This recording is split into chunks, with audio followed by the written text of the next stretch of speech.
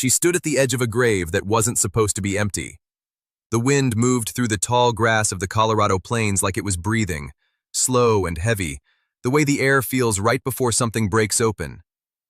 Clara Whitfield pressed her hand against the wooden marker she had carved herself, fingers tracing the letters of a name she had whispered every night for 3 years like a prayer she was no longer sure God was hearing. Her husband's name. A man who was supposed to be dead, except now she knew he wasn't. And that truth was more terrifying than any grave. If you have ever loved someone who turned out to be a lie, if you have ever stood in a place you thought was safe only to realize the ground beneath you was hollow, then this story is for you.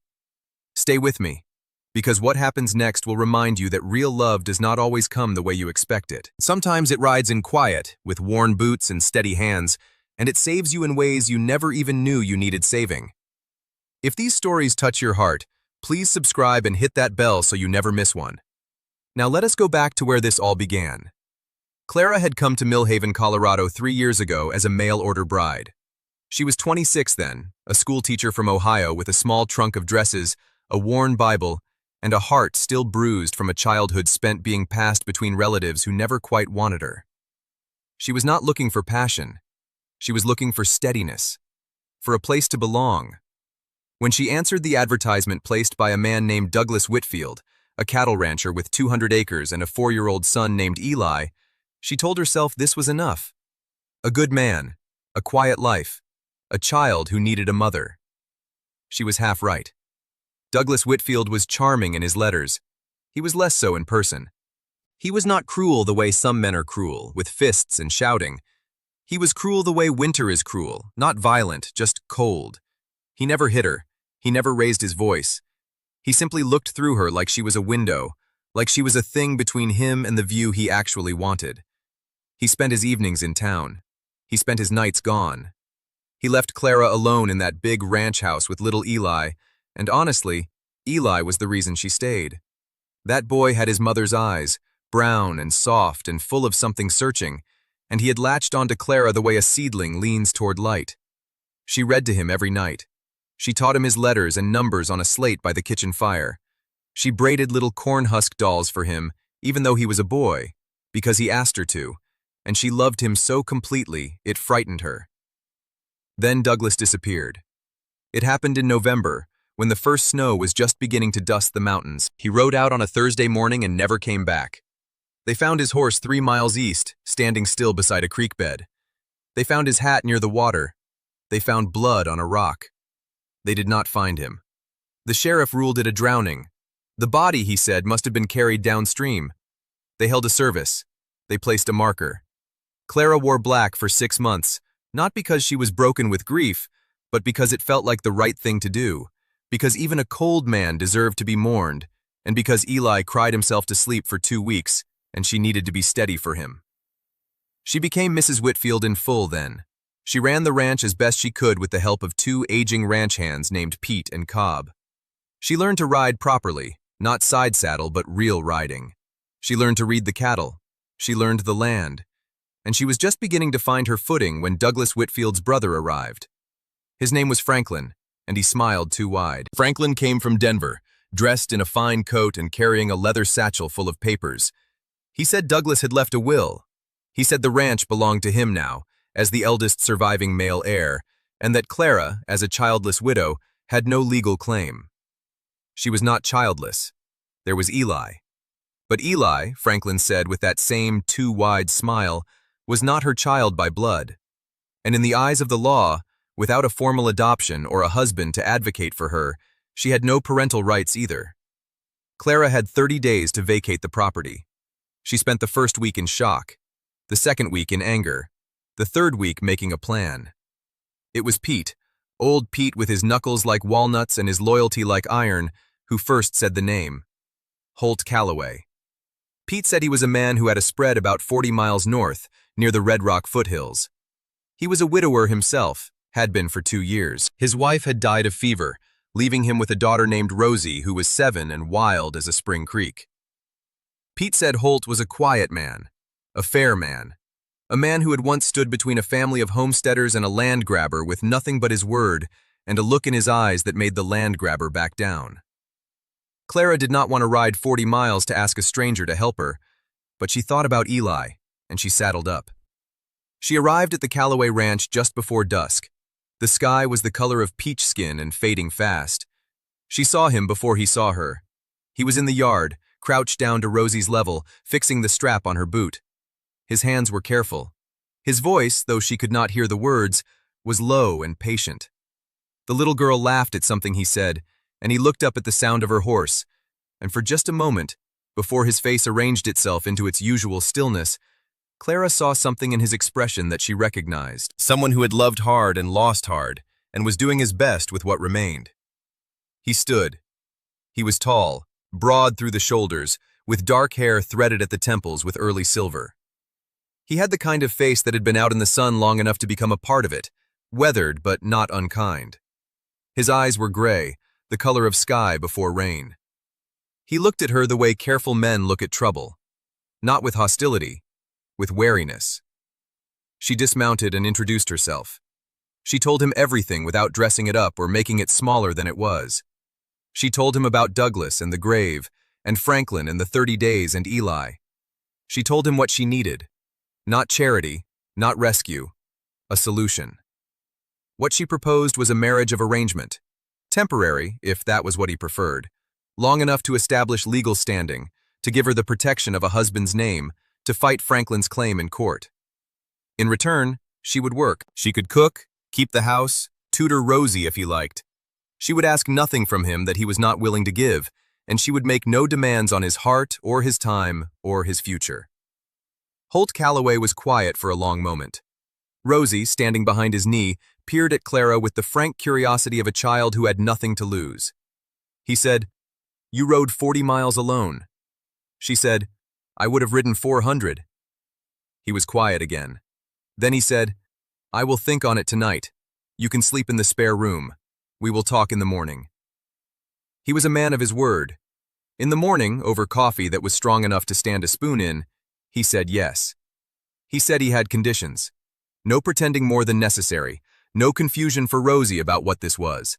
And when she was ready to leave, he would help her find her footing, would not put a door in her way. Clara agreed. They rode to town that same week and married before the justice of the peace. It was nothing like a wedding. Rosie stood beside them in her best dress, which had a grass stain on the hem that no amount of washing had removed. Pete was there.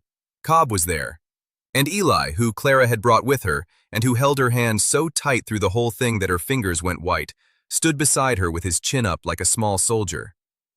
They moved into the Callaway Ranch that same afternoon. The first 2 weeks were polite and careful. Holt was not unfriendly, but he was not open either. He rose before dawn, worked until dark, came in for supper, spoke to Rosie, and went to bed. He was not unkind to Eli, but he was careful, the way you are careful around something you do not want to accidentally break or accidentally love. Eli, for his part, watched Holt the way a child watches something they want very badly but are afraid to want. Clara cooked. She mended. She taught Rosie and Eli their letters side by side at the kitchen table, and within 10 days they were thick as thieves, racing through the yard and building something out of sticks and mud that Rosie insisted was a castle and Eli insisted was a fort. It was Clara who first heard Eli cry out in the night. She went to him and found him sitting up in bed, shaking, a nightmare she could not reach into to fix. She held him and rocked him, and was still sitting on his bed, his head against her shoulder, when she looked up and saw Holt standing in the doorway. He had clearly heard and come. He stood there a moment, looking at the two of them, and something moved across his face, slow and quiet like a cloud shadow over a field. He said nothing. He went back to his room. But the next morning he came down to breakfast and asked Eli, without ceremony, whether he knew anything about horses. Eli shook his head. Holt said, "You want to learn?" And the look on that little boy's face was something Clara would carry inside her chest for the rest of her life. That was when things began to shift. Franklin Whitfield had not gone away. He had simply been patient, the way wolves are patient. He sent a letter through his lawyer saying he intended to contest any legal maneuver Clara made with her new marriage, claiming it was a scheme to steal property that rightfully belonged to the Whitfield family. He made noise in town. He told people she was a schemer, a woman who collected husbands for their land. Holt heard what was being said. He came home one evening with a set to his jaw that Clara had not seen before. He sat across from her at the kitchen table after the children were in bed and he said, "He is lying about you in public. I will not stand for that." She said, "You do not have to defend me." He said, "I know I do not have to." There was a silence between them after that, the kind that is not empty but full, the way a room feels after someone has said something true. Then Franklin escalated. One afternoon, Clara rode to town with both children to pick up supplies. When they returned, something was wrong. The horses were restless. Holt was not in the yard where he usually worked at this hour. She tied off her horse and told the children to stay back, and she walked to the barn. And that was when she found him. Holt was on the ground in the back stall. His face was bleeding. Two men she did not recognize were standing over him, and one of them had a length of chain in his hands. Clara did not hesitate. She picked up the closest thing to her, which was a heavy wooden water bucket, and she swung it so hard it connected with the nearest man's shoulder and sent him sideways into the stall door. The second man turned to her, and she looked at him with something in her eyes that made him decide he had somewhere else to be. They both ran. She dropped to her knees beside Holt. He was conscious, barely. She pressed her apron against the cut above his eye and told him she was there. She had him, and she could feel him fighting to stay present under her hands. He said quietly, through the blood on his lips, "You came back." She said, "I was not going anywhere." That night, after she had cleaned his wounds and the children were finally asleep after their fright, Holt sat at the kitchen table and told her what she had not known. The men had been asking about the deed to the Callaway land. Franklin was not just after the Whitfield ranch. He was trying to build something bigger, to absorb several smaller properties into one holding, and Holt's land was part of what he wanted. Douglas Whitfield, Franklin's brother, had been involved in the scheme from the beginning, and Douglas Whitfield was not dead. The words landed on Clara like cold water from a high window. She sat very still. Holt told her what he had found out, through a contact in Denver, a man who had seen Douglas in a gambling hall 2 months ago, very much alive and going by a different name.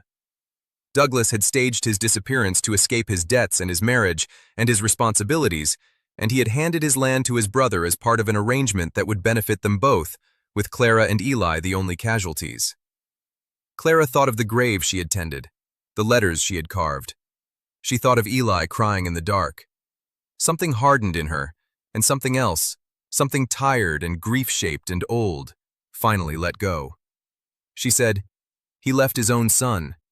Holt said, "Yes." She said, "Eli is mine." Holt looked at her for a long moment.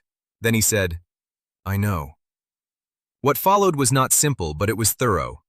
Holt's contact in Denver was persuaded to come forward. The sheriff, who had long had doubts about Franklin's character, was given enough evidence to open a proper inquiry. Douglas Whitfield was located and confronted with the choice of coming forward to clear the false death record or facing charges of fraud and abandonment. He chose to come forward, which meant the will Franklin had produced was exposed as having been altered, which meant the claim on the Whitfield land collapsed. Franklin left Millhaven before the first snow. Clara sat on the porch the evening after it was all settled, watching the last of the autumn light go gold across the hills. Rosie was chasing Eli around the yard with a corn husk doll, and Eli was laughing, actually laughing, the kind of full-body laugh that small boys have when they have forgotten to be afraid. She had not heard that sound from him in so very long. She did not hear Holt come out and sit beside her until he was already there. They were quiet for a while, the easy kind of quiet that had been building between them for weeks, the kind she had not known she was allowed to have. He said, "You do not have to stay." She said, "I know." He said, "But I am hoping you will want to." She turned to look at him. His profile against the evening sky was serious and still, and she could see what it cost him to say that, how much careful feeling was sitting behind those simple words. She said, "I have been looking for a place to belong my whole life. I have been looking for someone who would stay, who would not go cold or go missing or go away." He turned to look at her then, really look at her, and she saw in his gray eyes something that had no armor left on it. He said, "I am not going anywhere." She believed him. The wedding, the real one, was small. The justice of the peace from before, Pete, Cobb, and a handful of neighbors who had seen enough of Clara Whitfield by now to know she was the kind of woman a community holds on to. Rosie was the flower girl and took the job with the gravity of someone performing surgery.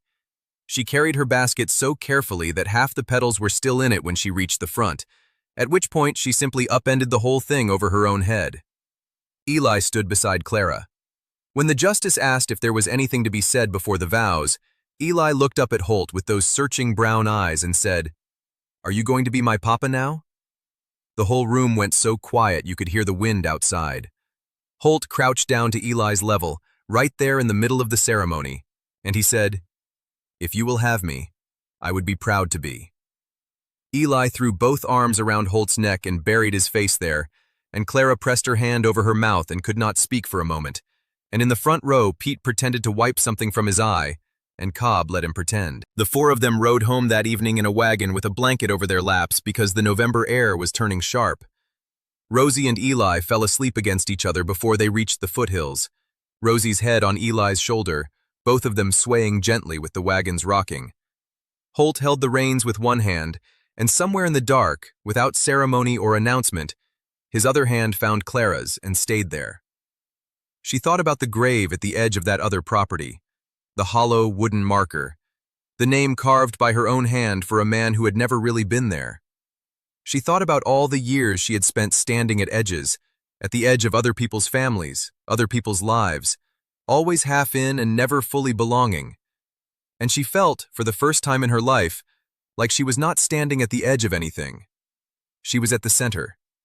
She was home. If this story moved you the way it moved me to write it, please leave a comment below and tell me which part stayed with you the most.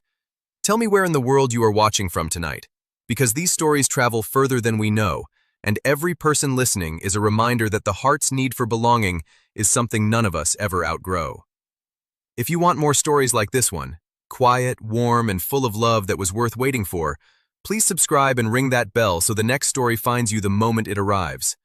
Until then, rest well, and know that somewhere out there, someone is finding their way home.